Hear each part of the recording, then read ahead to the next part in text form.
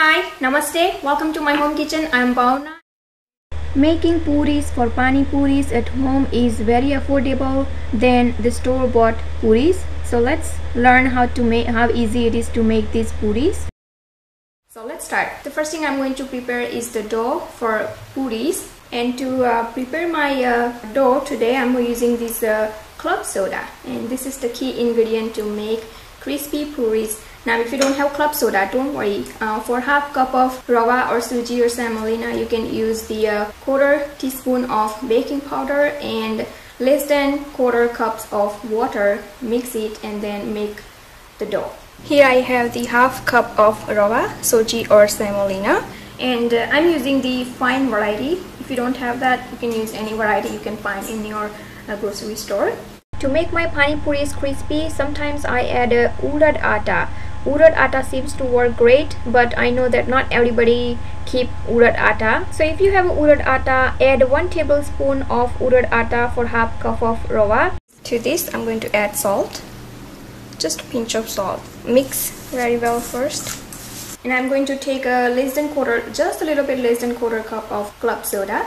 Carefully open, and I want to fill less than quarter cup even, or the quarter cup would be just enough. And if I need more, I'll take it. And keep your bottle tight again. And now I'm going to knead the dough with the club soda. Rava needs a lot of water actually, so you can add water. It absorbs water easily, but this is perfect. For half cup of suji or semolina, quarter cup or little bit less than quarter cup of soda. And look at this, the dough doesn't stick even. It's not sticky at all. Now this looks perfect. Alright, so what I'm going to do is, I have here my kitchen towel, and I'm going to wrap this dough. It's not damp even, it's just a dry towel, and wrap it nice. And on the top, take just a little bit of water in your hand and just press it like that. This dough is ready, and I'm going to keep this onto the counter for about 15-20 minutes. And when you keep it on the counter, it absorbs all the water, and again little bit gets smoother, and you will have a good time rolling them. So, and you don't need oil for this pani puri unless when you are ready to fry them. Make sure that you knead your dough should not be loose at all. The more the moisture in your dough, the more your puris will be soft. Then you might end up again making them crispy in the oven. So make sure that your dough is tight and not too soft. Now there are 3 ways you can roll these puris. You can just individually roll them, make a very tiny like blueberry size of ball and then roll them individually. Or you can roll the big puri or a big chapati, and then you can use something like this, something with a sharp edge, and you can cut them as many as you can from that big puri. Or sometimes I use this. This is the tortilla maker. I use this more than for Indian cuisine than Mexican cuisine. I can make khakra, this pani puri in this tortilla maker very well. What it does is that I do turn it on. I plug in, and when I roll the puri in there, the puris are already cooked a little bit. So when you fry them later on, those puri becomes automatically crispy because it's already a little bit cooked. So this works great for me. But if you don't have, don't worry. So let's start rolling the puris now. Our dough has been resting on counter for at least 20 minutes now. And I decided that I'm going to show you all 3 ways. First, I'm going to pinch blueberry size of dough. Before that, I want to show you how this dough is. Look at this, no oil or anything needed to make it smooth. It gets smooth on its own, and when you keep it on a counter, it gets smoother even.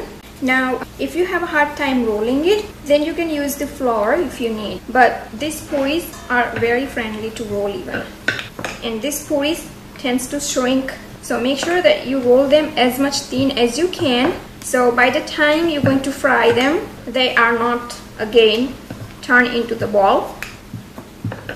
Alright, so look at this puri, and this is how you're going to roll it. Now if you want to save some time, you can roll the big one and then cut with this cutter. Whatever you can find, you can use any lid or but it should be perfect size. You don't want to pick something very big, because this is going to be right into your mouth, the puris. So the smaller it is, better it is. I'm going to take big ball this time. Now if it's hard to roll for you, you can use a little bit of ghee so that you have a good time rolling it, because when you spread even just a very small amount of ghee, you can roll it very fast and it doesn't shrink a lot once you use the ghee. So what I'm going to do is I'm just going to apply just a little bit of ghee, just a little bit, and now you see the magic, how easy to roll it. You can use oil even. Now the puris that you roll, make sure that you keep it covered. Again, I'm going to use another kitchen towel to cover it, and keep changing the side. When you change the side, you can again easily roll it.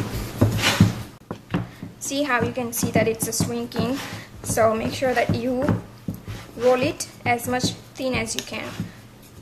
You should be able to see even the bottom of this rolling board, like here you can see. Alright, perfect. Now cut as much as you can. Now you can just take away this unnecessary part, and your puri will be there only. And then you can again use this dough, and I'm going to again put these puris in this tray here.